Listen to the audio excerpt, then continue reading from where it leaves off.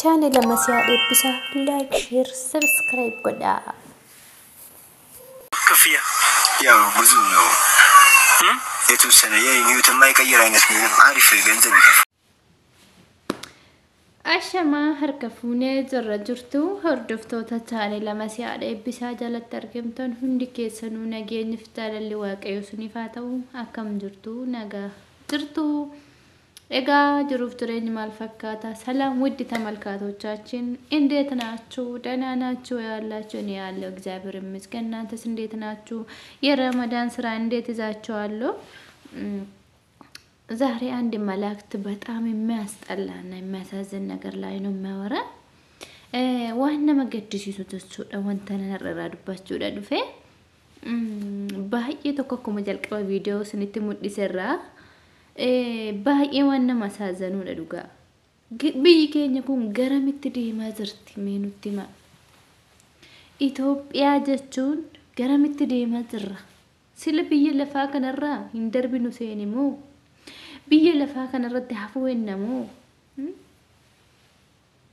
maal enna nuti mee namni akkamitti ilmoo namaa hate karameella dhanattaallalee وانت بمياه سكرا جوسي بسكوتة ترشور دائما تقولي لا تلو تبيا هاتي دو جتنا والا نجرا جتن قال لي في إن جتك عليه في جشكي سباسي كركرت وقا كدن قوتو إجنا لبونا ما تنتبجا سورينا متشكو قارو يا واقعينا مكابي إنو مكابا ماني جتشور ميلالا بيجي لفا قمكنو صبدي جرتو Oh my god, dubbachuudha fillee namatti ulfaatti. Akkam jennee akka dubbannu dhugaa jechaadhaam.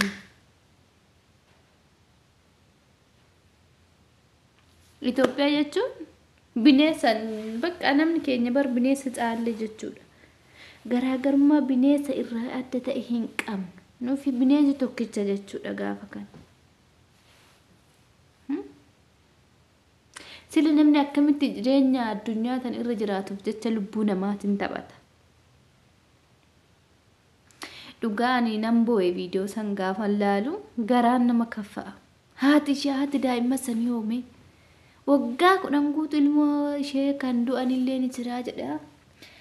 Daa'imman tabasaacanii wanta isaan irra gahu kan arganii siqaayii kana laalanii itti dhiphatanii kan of ajjeesanii hiyyooti isaan darbe ni jira jedha laa. Achi keessatti walitti qabee daa'imman homaan beekne kalee isaanii gurgurate ija isaanii baasee gurgurate haati isaa itti cinqamtee dhaltee dhala ishee karaa irratti gadi baatee gaafa ol deebituuf bira dhabde dhugaa baay'ee tokko waan nama gaddisiisudha kun dhalli namaa maaf bineensa caale barichi barma dhumaati dhuguma isa dhumaati irra jirra nuti dhaloota abaaramuudha dhugaa dubbachuuf taate maaliif namni akkamitti bineensa caale namni akkamitti bineensa caala dhalli namaa akkana wal godha jara keenya maaliif har'a jiraadha jedheetoo fedha foonii isaa guuttachuudhaaf jireenya foonii isaa firii ta'ee gammachuudhaaf jiraachuudhaaf jecha lubbuu nama meeqatiin taphata namni kun yaa gooftaa keenyatu nu baase dhugaa waan nama gaddisiisudha tibba kana keessa kan dhagahamaa jiru waan baay'ee nama gaddisiisudha jechuudha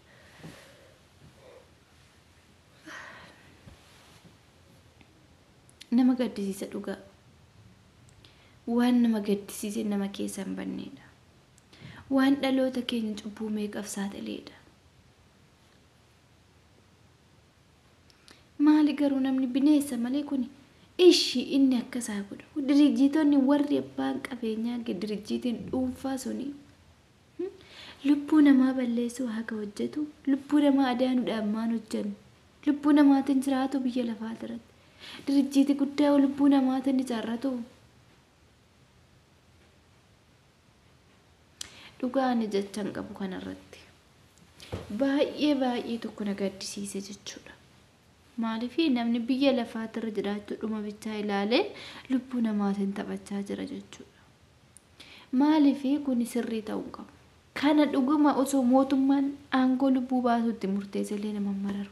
Fakkeenya ta'a warsilaa namoota waan akkasii hojjetan namoota lubbuu namaa akkasitti taphachaa jiraniif fakkeenya gaarii ta'a jedhee yaada jechuudha. Maaliif namni lubbuu namaatiin taphata? Haati ilmoo ishii bo'ee saratti jettee boossee waggaa ishee waggaa jedhabdee teetti inni garuu daa'imman xiqqoolee karaarra guure. Ija kee kan oduu baasanii si mararaayii jedheen hindee akkam nam mararree mee maaltu dhagama hojii kee kusi keessa baafamee gurguramee jirna waan ittiin si ibsuun qabu jedhee ija ofii kana akkuma kan ofii jaalannu agartuu ta'e jaalannu nama biraafis hoo jaalanne hoo gaarummaa namaafis hoo hawwine ofii keenya akkuma hawwinu kana har'a jiraachuudhaaf jecha dhaloonni kuni lubbuu daa'imman meeqatiin taphachaa jiru. Waan nama gaddisiisu jechuudha. Har'a dhiisnee biraa deemna boru. Qabeenya har'a ittiin lubbuu isaanii taphatee wanni jedhe kan fudhatee lubbuu du'a isan oolchu tokko. Lammata immoo mootummaa waaqayyoo san galchu. Cubbamaadha jechuudha kun. Daabiloosidha jechuudha. Daabiloosiin biyya lafaa irratti faca'ee jira. Waaqayyo sanurraa galabbata.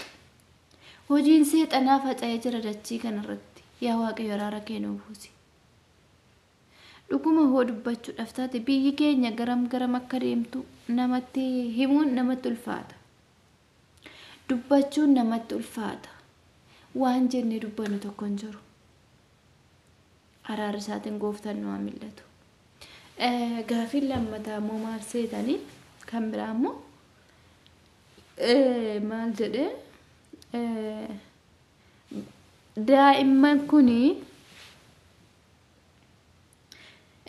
haadhaaf abbaa isaanii hagam dhiphatu jettee yaadde beektaa jennaan ani abbaa mucaa hin taane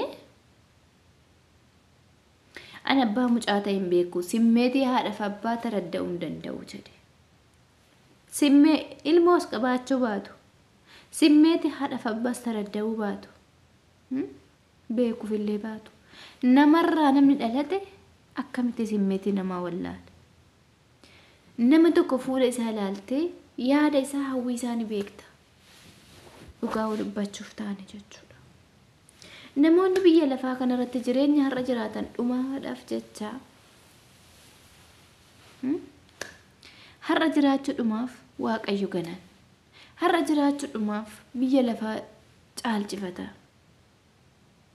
ilaalame.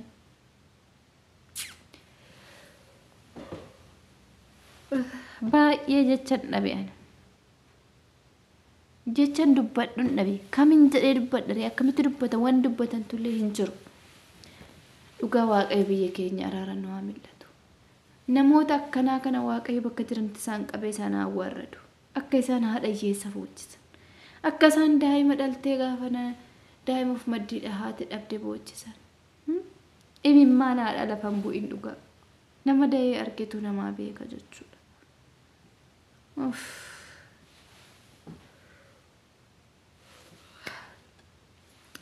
Gaafiin biraa immoo obboleettii keenya waadidoo asaritti waaqayyo lubbuu ishee amaaru ciniinsu irratti duutee jedhame sababa mootummaa sodaatii fi warroonni isheen biratti da'uudhaaf biratti deemte deechistuun jechuudha ogeettiin baastee ofirraa gattee jedhan isheen duunan jechuudha.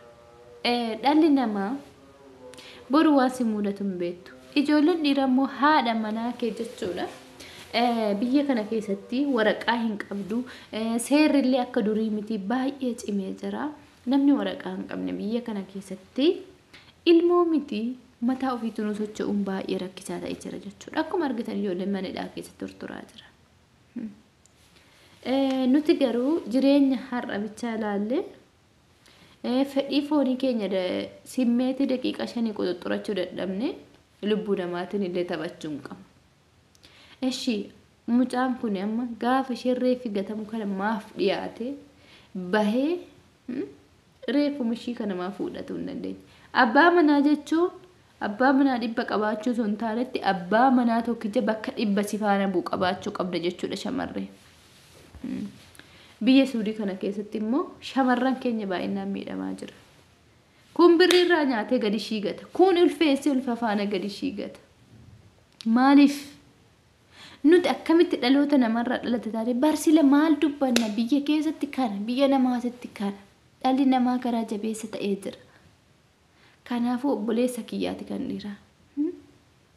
Yoo ka dhageessu taate jechuudha. Dubartii yoo jiraachisuu hin dandeenye yoo manatti kunuunsitee ilmoo irraa argachuu hin dandeenye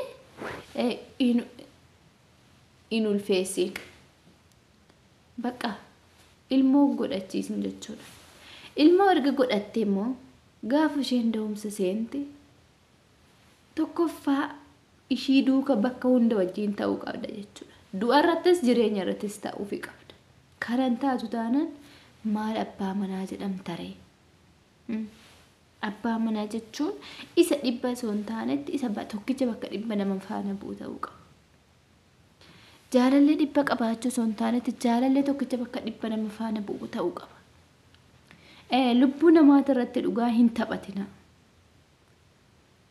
በቃ የሰው ህይወት ላይ አትጫወቱ።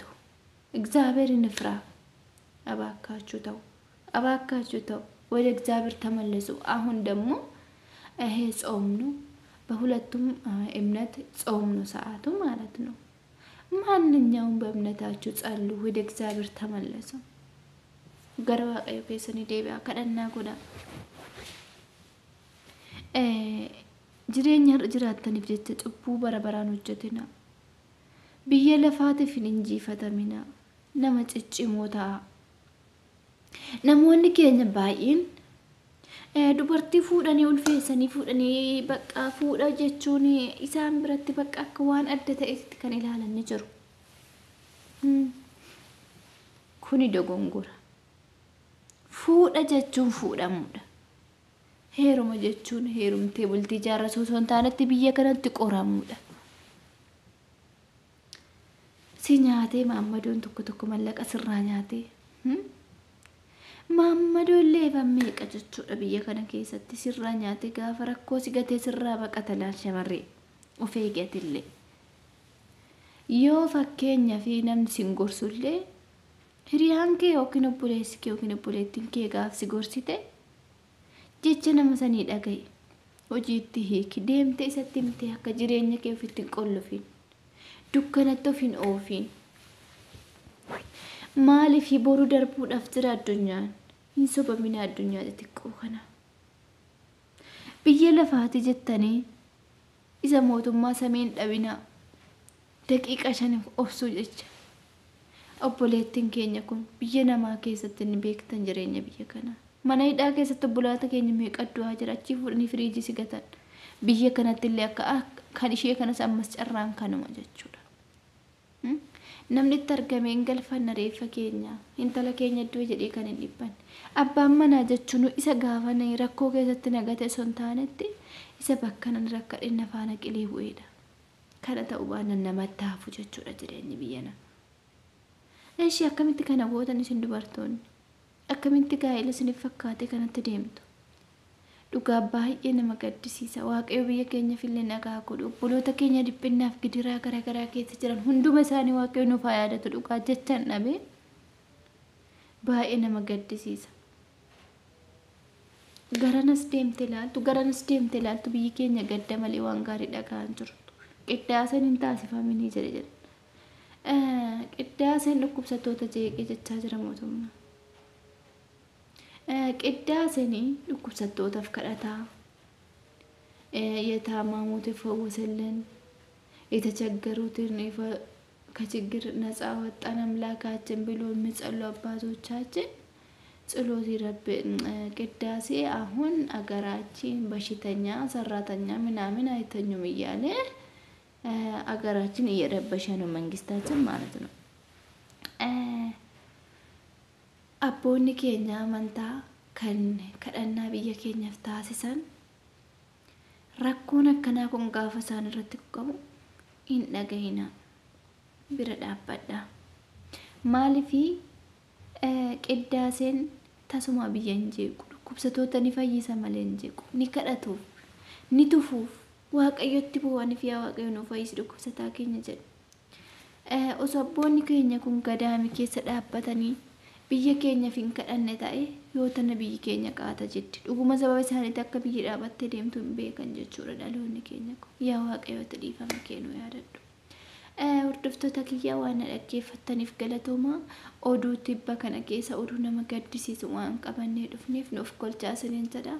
Wanta itti murtaa'ee fi wanta namtichi kun irra ga'ee tartiiba isaatiin inni isin biraan geenya waan nu hordoftaniif galatooma.